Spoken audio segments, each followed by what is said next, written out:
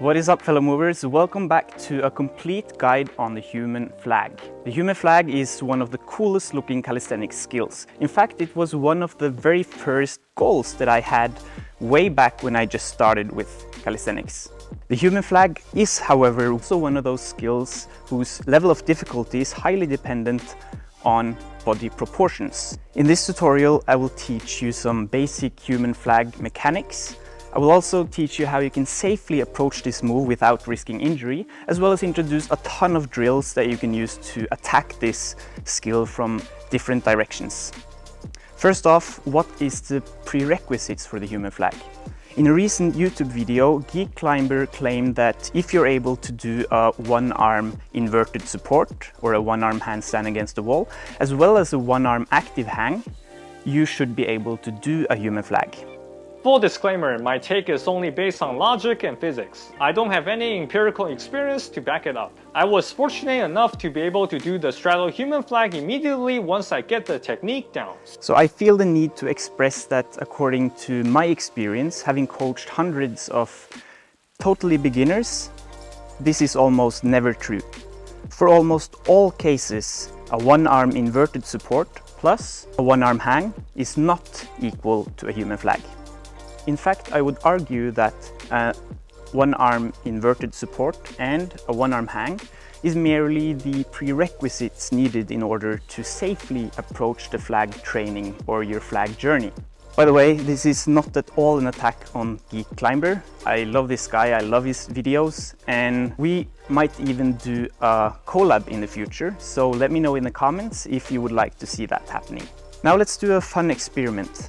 Let's see how much force I'm imposing on my shoulder when doing a human flag using this. Now this isn't exactly top-notch science. The scale will give us an idea of the force applied to our lower arm.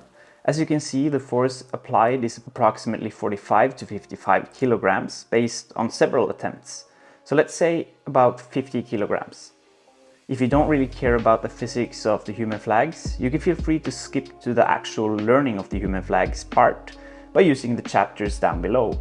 Due to the nature of the scale, the force measured is actually 50 kilograms times 9.81 meters per squared seconds, which will give us the force in newtons.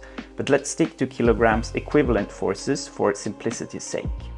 Assuming an angle of 45 degrees, by using some geometry, we can calculate the force applied in the direction of the arm, which turn out to be 70.4 kilograms equivalent force and about 84% of my body weight, which is exactly what Geek Climber calculated it to be.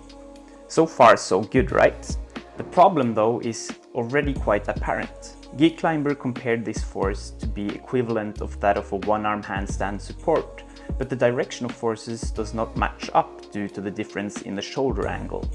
And in order to prevent collapsing inwards like this, we need to provide a rotational torque from the shoulder by using our deltoids. Our measured force in this direction would actually imply that the force applied to this shoulder would be equivalent to that of a wide handstand, but in this case only half our body weight is applied to each shoulder. So it would actually be equivalent to a wide handstand with an additional 35% of my body weight. And believe me, this is much heavier than a one-arm support. The same thing could be said about the upper arm, but in this case we need to activate our lats in order to prevent our thorax and lower body to collapse downwards. Because we are in a static position and don't move in any direction, the forces must be balanced and the upper arm will experience the same but opposing forces as the lower arm. Without going too much into details, the forces experienced by the upper arm will not be comparable to those experienced when hanging on one arm. This is just like the case with the lower arm because of the difference in the angles. Before going any further, I just want to mention that the biomechanics of the human body is so much more complex and it is a lot more to it than this. In addition to the trapezius strength needed to elevate our shoulders in this direction, the strength needed to depress our shoulders in this direction, as well as the deltoid strength needed to abduct in this direction, and the lat strength needed to keep our thorax straight by pulling it in this direction. We also need a lot of strength in supportive muscles.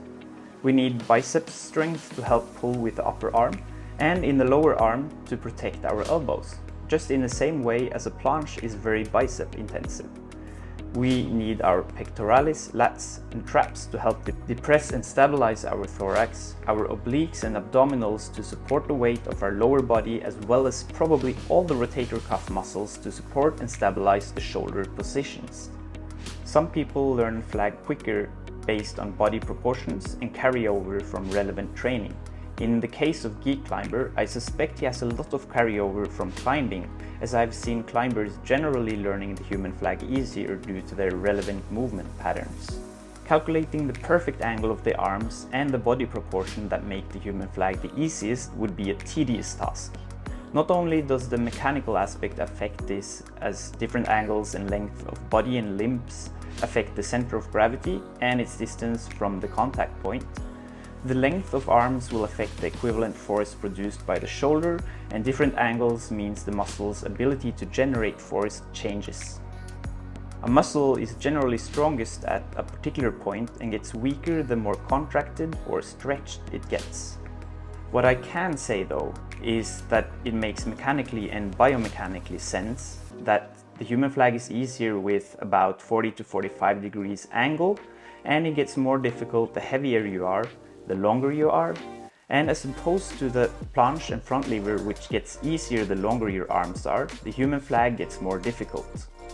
The more of your weight is distributed on your lower body will also make it more difficult. All of these factors is also something I have seen in people learning the human flag.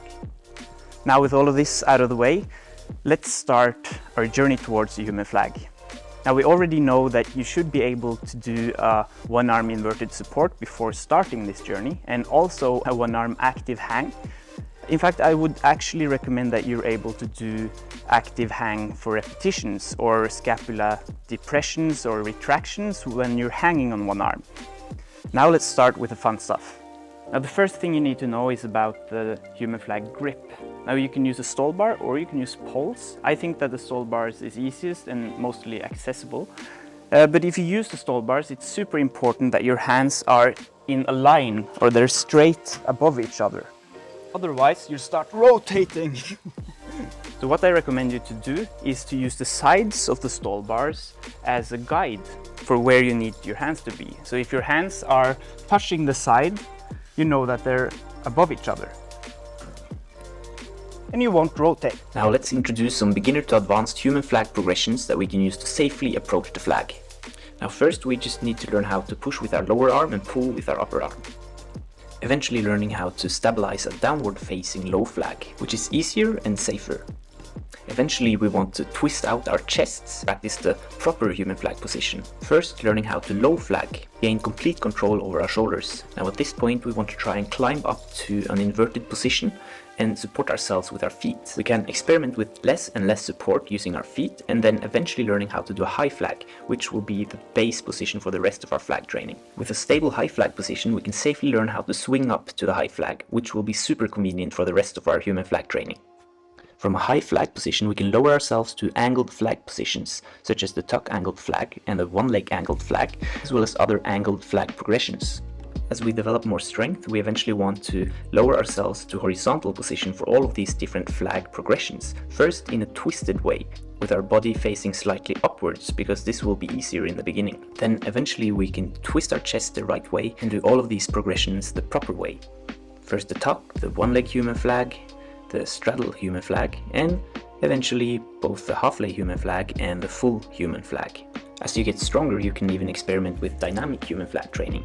Some of these can even be useful before you learn the full human flag if you use easier progressions such as the tuck dynamic variation as well as the straddle dynamic variations, and eventually these can be a very good supplement to your strength training as well. Now remember that a lot of these progressions are technical of nature and the focus is to learn how to safely approach the flag. If you're already pretty experienced with calisthenics training, you may run through a lot of these progressions and you don't have to spend weeks or months on each progression. Now, all of these drills that you've seen here and more is available as a program in my app, The Movement Tribe. I also have a human flag prep program, which will prepare you towards the human flag journey So that was it for today. I hope you guys enjoyed this tutorial. Be sure to check out some of my other tutorials, like my handstand push-up tutorial right here, or you could check out some of my other tutorials in my tutorial playlist right here. Thank you guys so much for watching, and I'll see you guys next time.